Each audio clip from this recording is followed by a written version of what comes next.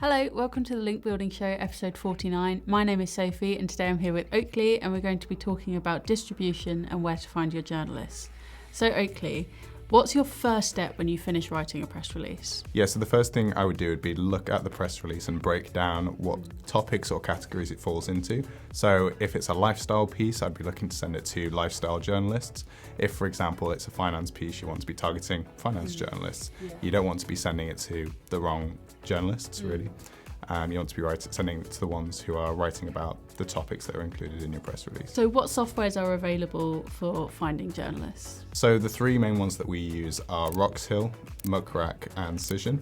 But we also use Twitter as well. That can be a really useful tool. So for example, if you type in lifestyle editor, that will bring up the Twitter handles for lifestyle editors for a number of different publications. And oftentimes they will have their email address in their Twitter bio.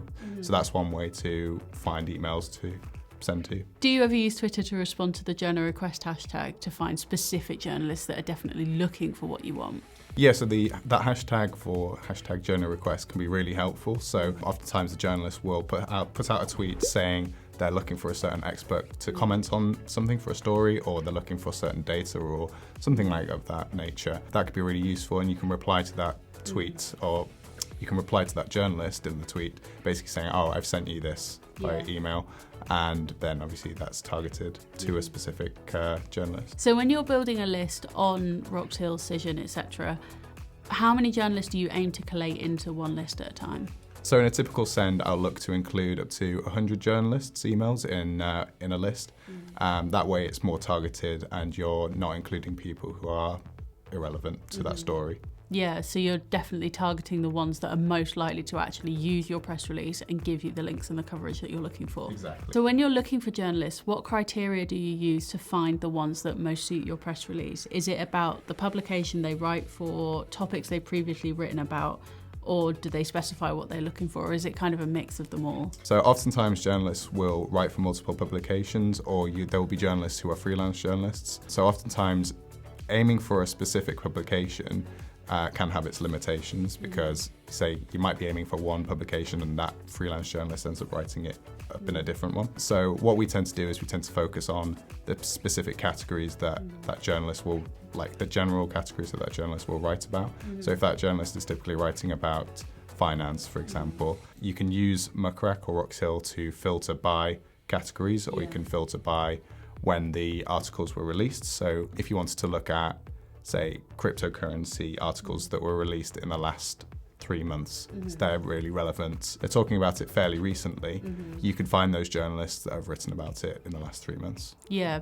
I suppose if you're doing a follow-up on a breaking news headline story, that would be a good way to find journalists that have already covered that story and might be looking for a follow-up as well. Exactly, yeah. So if you've got journalists who are writing about the energy crisis within the past week, you could filter by those journalists who have written and released articles in the past week, which can be really useful for targeting pieces written about cost of living or energy crisis or saving money.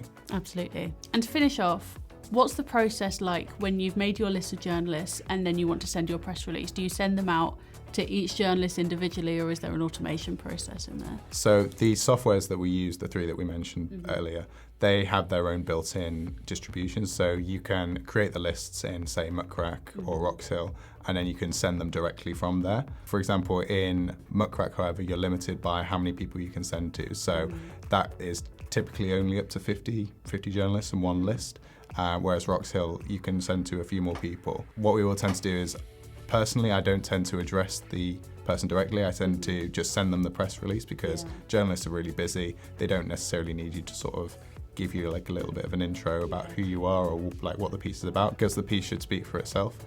So yeah, we'll typically send them directly through those softwares. Brilliant. Thank you so much for your time today, Oakley, and thank you for watching. We'll see you in the next episode.